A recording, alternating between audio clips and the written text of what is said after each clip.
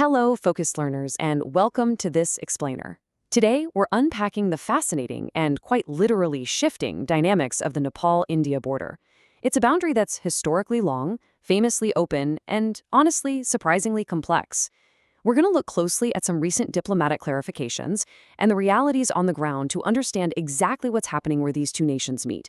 It's just a perfect example of how the sheer forces of nature can complicate even the most well-established diplomatic relationships. Let's get into it. Okay, let's dive into this roadmap. First, we'll cover the Prime Minister's recent remarks. Then, we'll define the historic border, understand the Dasgaja area, look at geography versus daily life, and finally, wrap up with diplomacy and technical teams. Before we really get into the politics, let me just ask you to consider this question for a second. How does a shifting river blur a national border? I mean, it almost sounds like a riddle, right? But it's actually one of the absolute most pressing realities of international relations today in this region. We so often think of national boundaries as these thick, permanent lines drawn in black ink. But when you apply those centuries-old lines to a living, breathing landscape shaped by nature, well, things get incredibly complicated. Keep this in mind as we explore the data today. Section 1, the Prime Minister's remarks. The whole catalyst for our explainer today comes straight from recent parliamentary sessions. Basically, Nepal's Ministry of Foreign Affairs stepped in to clarify some statements made by Prime Minister Balendra Shah. Now, whenever a head of state speaks on border issues, it makes waves, so the ministry wanted to make absolutely sure the precise context was understood.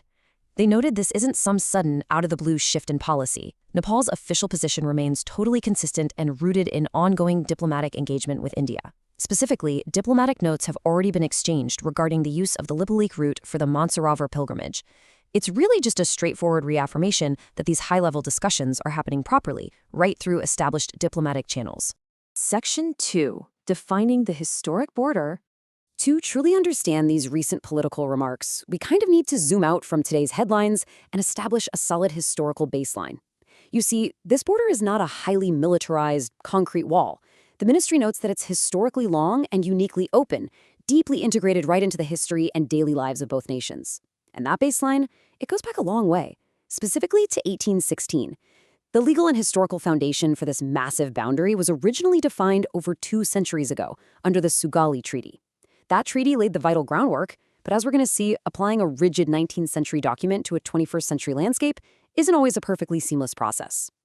Let's move to and see how this builds. While that 1816 treaty set the stage, official boundary demarcation is actually still pending in a few specific geographic hotspots. Those areas are Susta, Limpiyadhura, Lipulekh, and Kalapani. These are the broader territorial areas where the boundary lines still need final mutual clarification. But interestingly enough, this larger demarcation issue is not exclusively what the Prime Minister was referring to in his recent remarks. Section 3, understanding the Dasgaja area.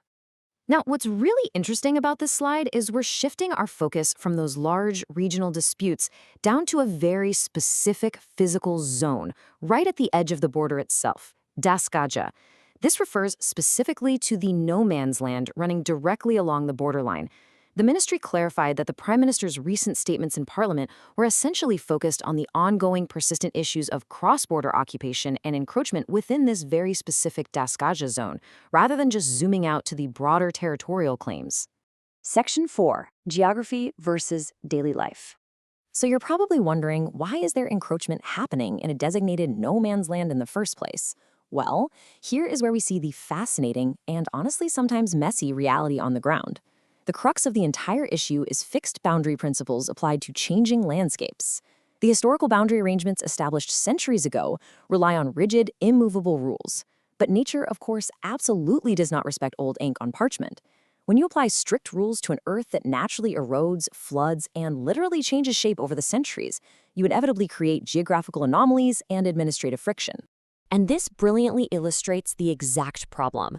Many parts of this Nepal-India border are riverine, meaning rivers act as the actual boundary. Over decades, rivers naturally shift their course. But think about a farmer whose family has planted seeds in the exact same soil for generations. They're going to keep planting there, even if the river has practically moved behind their farm instead of flowing in front of it.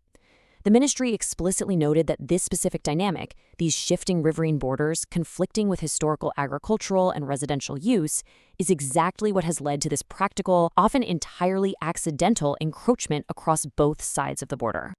Section 5, diplomacy and technical teams.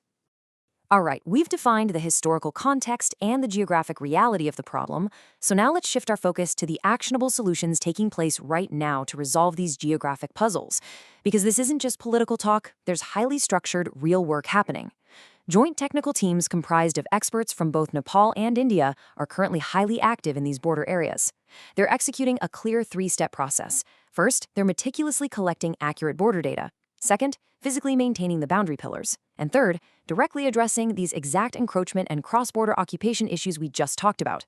The ministry highlighted that this technical mechanism is fully operational again after a long period of inactivity, which is a massive step forward for both countries. So, the crucial point is what these technical teams are actually finding on the ground. Preliminary technical assessments have shown a situation of mutual, unintentional land use. The data indicates that land currently being used by Nepal may actually fall within India's side in some areas, and conversely, Indian use spills into Nepal's side in others. The ministry noted that this mutual, on-the-ground reality directly aligns with and clarifies the Prime Minister's remarks in Parliament.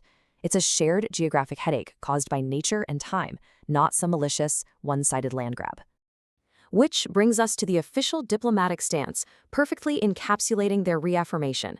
The government stated, and I quote, "The government remains committed to resolving all boundary issues through diplomatic dialogue based on historical treaties, maps, and mutual understanding." This is the ultimate takeaway you should remember here. Both nations share the goal of maintaining their historically close relationship. They're actively addressing these complex territorial realities, not with hostility, but through neutral, ongoing, and technically informed diplomatic dialogue. As we wrap up this explainer, I really want to leave you with a provocative question. How well can a centuries-old map drawn along shifting rivers dictate the lives of modern border communities? It perfectly summarizes the core conflict we've explored today, that friction between static history and fluid geography. It forces us to think about the everyday people living in the Dasgaja area and how international diplomacy must constantly adapt to the unstoppable forces of nature. Thank you so much for joining me for this explainer. I hope this helps structure your understanding of the topic. And hey, keep questioning the lines on the map.